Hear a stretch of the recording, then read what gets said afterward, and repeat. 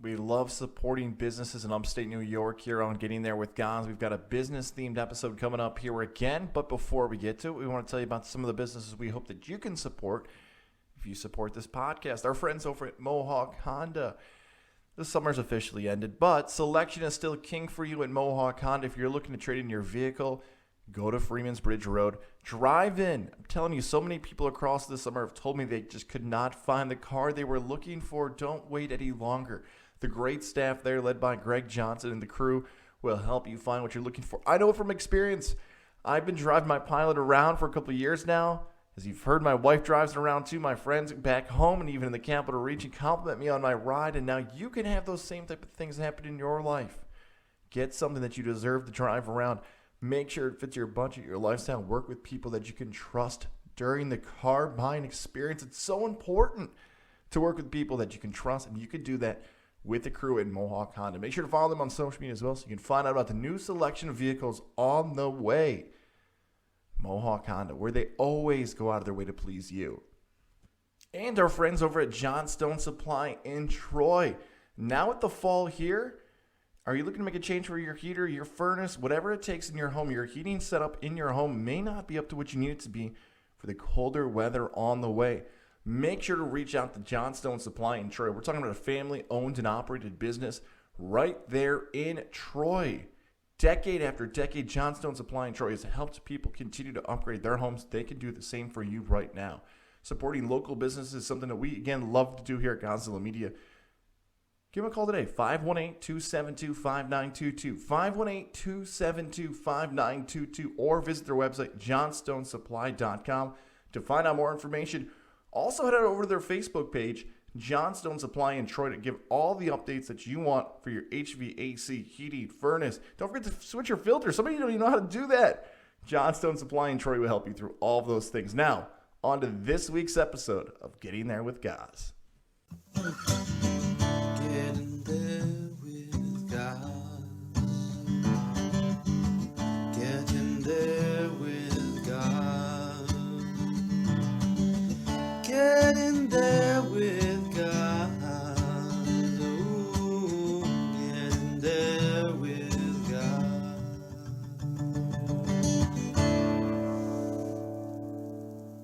Another episode here of Getting There with Guys, where we talk about the career journeys of business owners, media members, athletes, coaches, and more.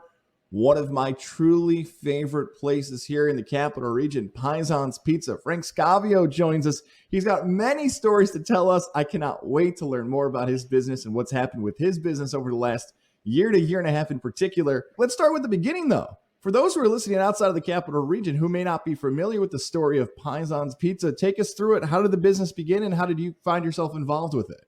We started in 1994. We were kids, and my dad basically gave us an option. He's like, you guys want to go to college, or you guys want to sit together and do some kind of business? And all three of us said college is not us.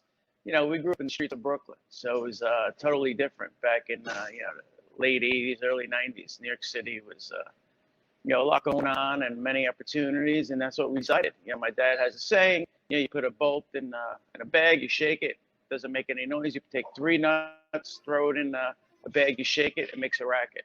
So, and that's what we did. We always stuck together, and we had this opportunity up here in Albany, and we took it. We had a cousin that was here, had a pizza place out in East Greenbush. She said, hey, some places available. Basically, it was a foreclosure, really. And we wind up buying this building, and we knocked it down and redid the whole place. And we were the only guys. If you ever go down in the city, the storefronts have rolling gates on them. We were the only ones with rolling gates. It's like, wait a minute, no one else has these rolling gates but us. We had it like Fort Knox. All the windows barred up and stuff. Cause we used to down there back early days before Giuliani. It was a lot of crime. So and we worked every single day, 7 days a week, and we're here now. Well, let's talk about that. The early days, 7 days a week, grinding it out. Take us through how you felt when you made that decision that this is what we're going to do. We're going to grind at it. Were you frustrated? Were you excited? Were you determined? Take us through those emotions, especially starting off your career where it's not easy. You don't have any days off. Well, I was the youngest of three brothers, so I pretty much didn't have a say in it. We came up here. I was a true Brooklynite, typical Guido Brooklyn guy. I love Brooklyn. I ain't going nowhere. And then finally I said, what other choice do I got? So we came up here. I never forget the day I came up here. I loaded my bike in the back of the Pathfinder. It was three of us. We had one car. And, I get my bike out and I start going up and down Ontario Street, Hudson and Hamilton. And I'm like, there's nobody here. There's not a car in the street. I'm like, what's going on? Now, this is in the middle of July. And I had no idea we were in College Ghetto where everyone leaves for the summer. I'm like, oh my God, what the heck are we doing? We work 7 days a week, open to close. When I worked an 8-hour shift, that was considered a day off pretty much. We lived above the pizza shop. We actually tried to get an apartment, got denied. And I always said, I'm going to go buy that apartment complex. One day, I'm going to buy the apartment complex that denied us. So it was kind of, we just grinded every single day, 7 days a week, and we just worked our butts off. How long? Was it months? Was it years where you guys started to see progress and thought, okay, we've made the right decision and we're starting to see a little boom in our business now? We were probably 6 months into it, and my mom was crying like, oh my God, what the heck do we do? Because, we come from a really big family. We borrowed money from certain people, and we basically used my dad's credit to get started. And my mom's like, well, what do we do? How are we going to pay all these people back? And we basically made a promise and a pact that we're going to stick together and we're going to work our butts off until we pay everyone back. And basically, it was one customer at a time. It just kept on growing. In a year, we started seeing, wow, okay, we have something because, here I am. I knew nothing about Albany. I didn't know the nightlife was to 4 or 5 in the morning. We were Tuesday, Thursday, Friday, Saturday. We would close at 4 in the morning. The other 3 nights, we'd close at 1 in the morning. So we were open 17, 18 hours a day, just grinding. So basically, when you call a pizzeria and you tell the guy, hey, listen, can you make a pizza well done? That was me. When you said, hey, can you tell the driver I need change of $100 bill? That was me. So it's like when you pull up into that little town and the guy's the judge, the sheriff, he's a cop, he's everything. That was basically us. We wore 10 hats each and we did everything around the store. We had no money to hire nobody, so it's until this day now, we all live on the same block in Guilderland, typical Italian thing. Same thing. We all lived upstairs above the pizzeria, and now we all live on the same block in Guilderland. So, and that's another funny story too, how we bought the houses in Guilderland.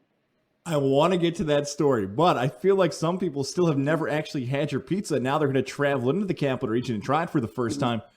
Giving up as much or as little as you want, how did you guys come to the way in which you make your pizza different than everybody else? Was it in the family? Did you learn? Was it trial and error? How did it come to make your pizza as phenomenal as it is now? My parents are from the mother country, Italy, and they basically, whatever was grown around them was their ingredients that they used to cook. So as a kid, we would always watch my mom cooking and putting all these amazing dishes together. And that's how we did it. I'll never forget, it was me and my brothers. We were doing a construction in a place, and we still didn't really have a recipe. I didn't even know how to make a pizza. I had zero experience in pizza. Only my brother. One brother had experience. My other brother was a butcher. I worked in like a deli bagel store. I had no clue how to make a pizza, how to cook. They put me in the kitchen. I was the chef when we first opened. I didn't know how to do anything. So, so everything you see was basically, on the fly. We basically try to use the best ingredients.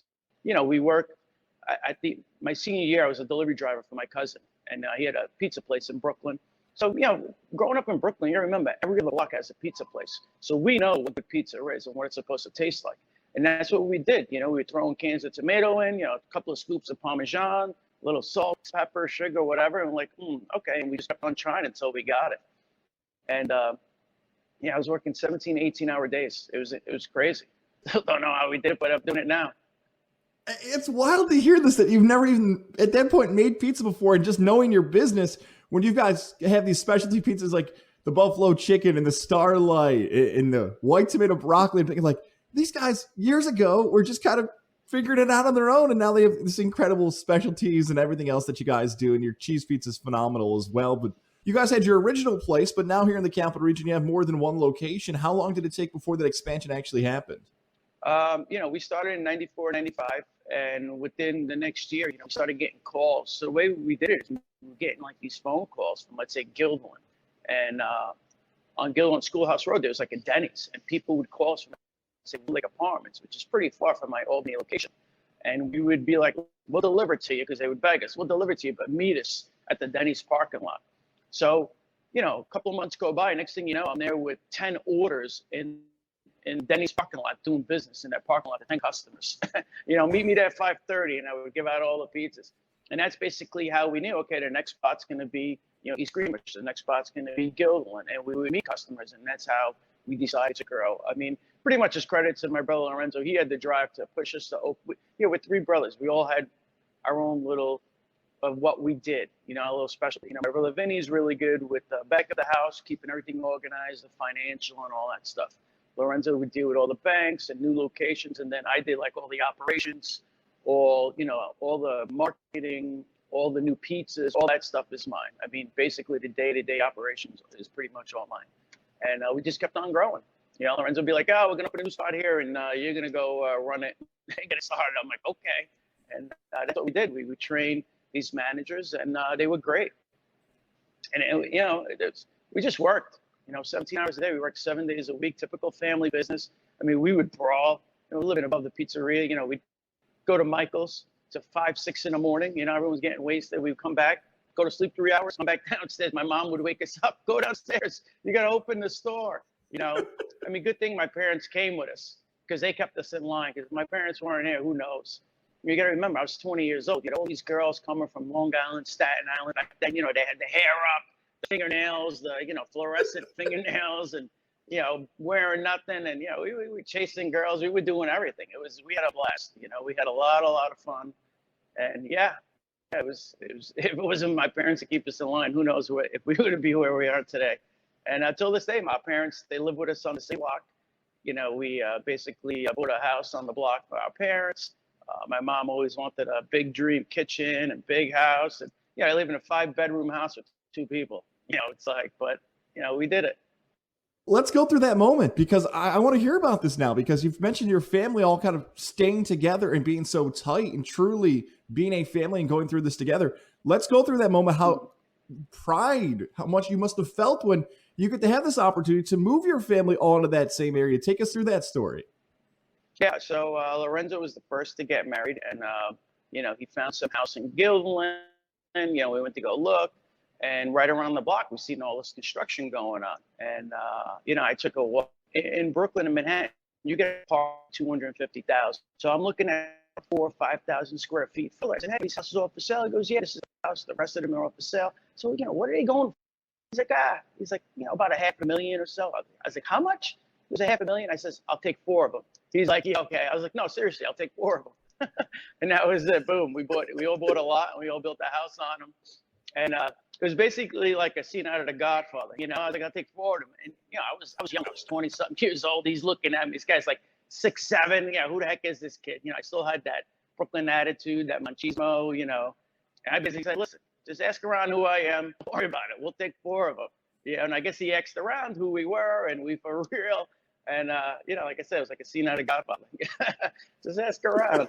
They'll vouch for me. And we all bought a house each there. And now, you know, the taxes are crazy, but we all live on the same block. The kids love it. My parents are there. You know, what else can a mother and father ask to have, you know, all their kids living together and business together still at this, you know, at the age bit where we are. You know, we have brawls all the time, and, you know, 10 minutes later, be like, listen, I can't go to work tomorrow. Can you cover me? And boom, even though we just had a big fight. So basically, you know, we hash it out and we move on, which, you know, I definitely credit my dad for instilling that, you know, sticking together and not letting anyone get in between us.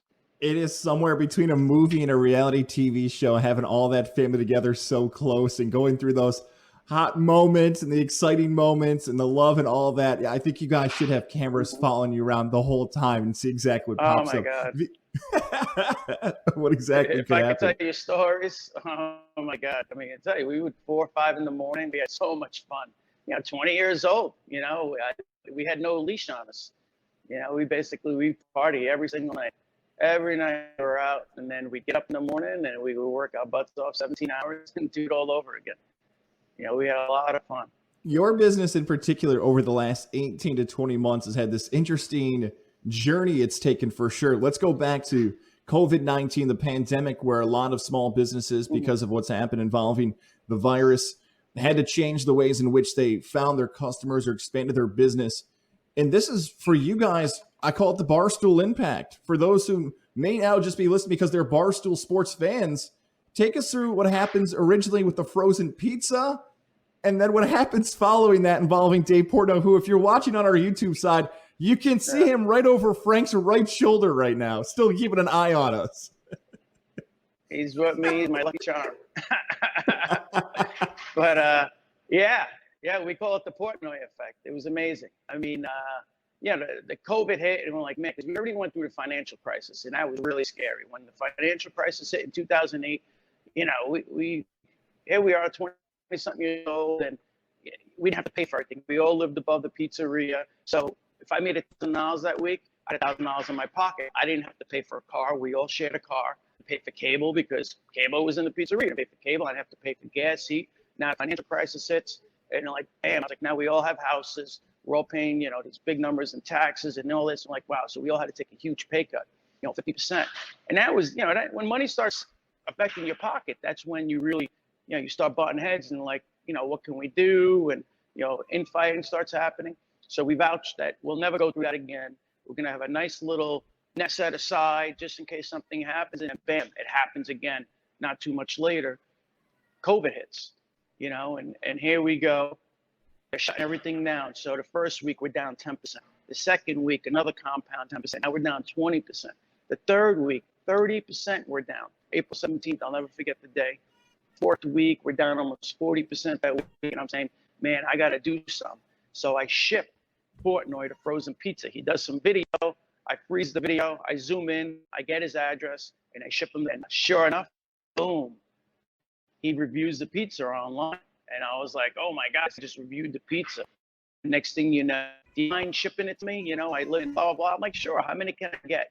I got 800 orders the following day after Dave Portnoy posted the video. I was like, oh, my God, this is unbelievable. 800 orders. And next thing you know, I'm in a Walmart. I'm ShopRite. I'm in Price Chopper. And, the frozen pizza begins. And I was like, man, this guy, Portnoy, the reach he's got and what he's done for our industry is incredible. I remember the first time too that in between that story, he held it up. I think he called it the Death March, right? Where he had it in the background and then he put it away. Correct. And I believe that's when you and I connected the first time, where I think you reached out to me when I was on the radio side and said, Correct. well, guys, he's got another frozen pizza. Hang on. And I got to give credit to my wife because, again, she's a huge fan of you guys as well, where she said, sports are shut down at this point. She's like, why don't you write about Paesan's Pizza? How did Dave Portnoy not try their frozen pizza?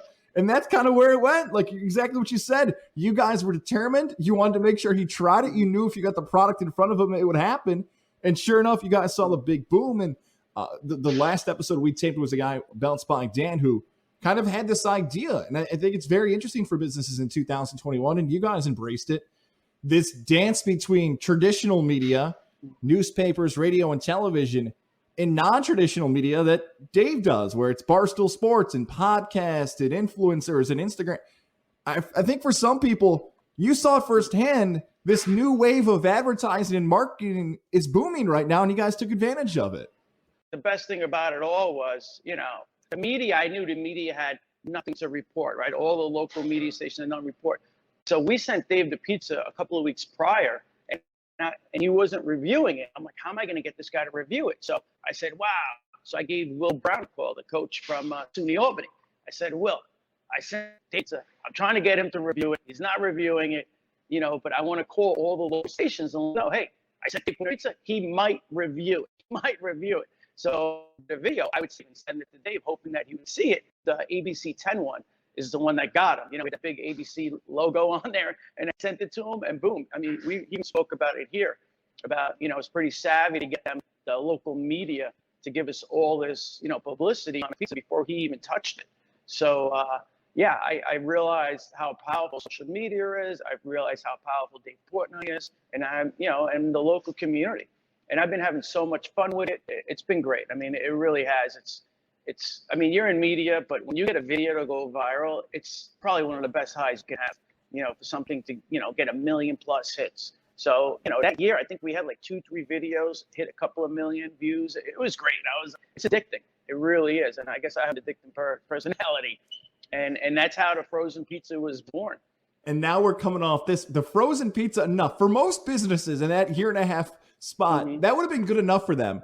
But for you guys, we're taping here just about a week after the pizza review hits for you guys on YouTube and One Bite. Everybody knows the rules. They might be more familiar with the quote than the actual videos. And sure enough, you guys link up again. I know we're early in this process, but take us through how you were feeling, because you and I were texting during this, which is a lot of fun, about Dave actually coming by and visiting you guys, doing the pizza review, and the impact it's had for your business since then. Yeah, that was our main goal. Our main goal was to influence, and kept on sending videos and tagging them. So I told my manager, I said, "Listen, he's in town. If he comes in here and you don't FaceTime me, you're fired." I told him, "Get out of here. I swear, if you don't call me, I'm going to kill you." And the guy Ronnie here, he's an awesome kid. I mean, I was joking, but I was serious. Like, if you don't FaceTime me when he gets here, because we're going to get him in here. And I was determined. When I'm determined, man, I got those blinders on and I'm all in. And, same thing. We had a lot of videos. I mean, prior to that, I was in Lake George with the family. And, of course, of the frozen pizza, we got a lot of publicity, and a lot of local restaurants, because of staffing issues, has been requesting a pizza as an appetizer to actually help alleviate the pressure in the kitchen. So Lake George Beach Club in Lake George actually started carrying out pizza. I went out there with the family, check it out. I was feeling good, had a couple of drinks in me. I think they did it on purpose. They loaded up one of the cocktails. So, I talked to the waiter there.